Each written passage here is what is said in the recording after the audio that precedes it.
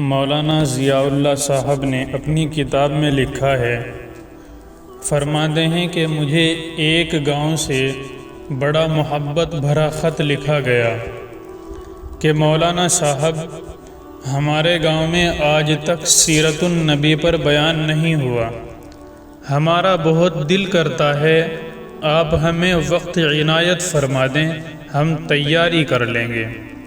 میں نے محبت بھرے جذبات دیکھ کر خط لکھ دیا کہ فلاں تاریخ کو میں حاضر ہو جاؤں گا۔ دیے گئے وقت پر میں فقیر ٹرین پر سے اتر کر تانگے پر بیٹھ کر گاؤں پہنچ گیا تو آگے میزبانوں نے مجھے ہدیہ پیش کر کے کہا، مولانا آپ جا سکتے ہیں، ہم بیان نہیں کروانا چاہتے۔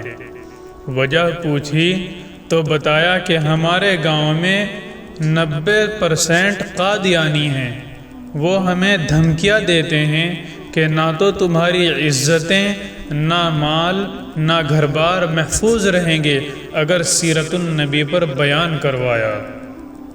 مولانا ہم کمزور ہیں، غریب ہیں، تعداد میں بھی کم ہیں، اس لیے ہم نہیں کر سکتے۔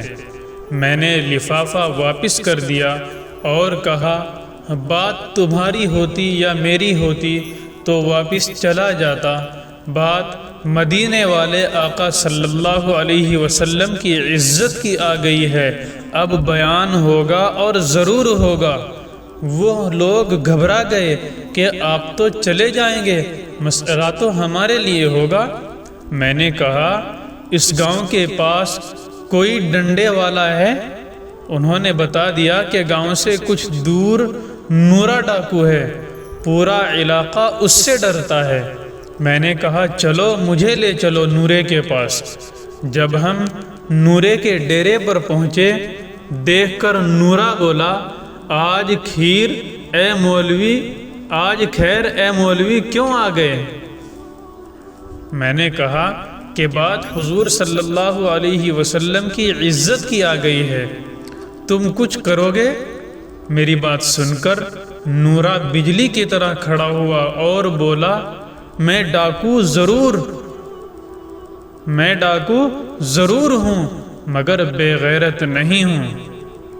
وہ ہمیں لے کر چل نکلا۔ مسجد میں 3 گھنٹے بیان کیا میں نے، اور نورا ڈٹ کر کھڑا رہا۔ آخر میں نورے نے یہ کہا کہ اگر کسی نے مسلمانوں کی طرف آنکھ اٹھا کر بھی دیکھا تو نورے سے بچ نہیں سکے گا۔ فرماتے ہیں مولانا ضیاء اللہ صاحب کہ میں واپس آ گیا۔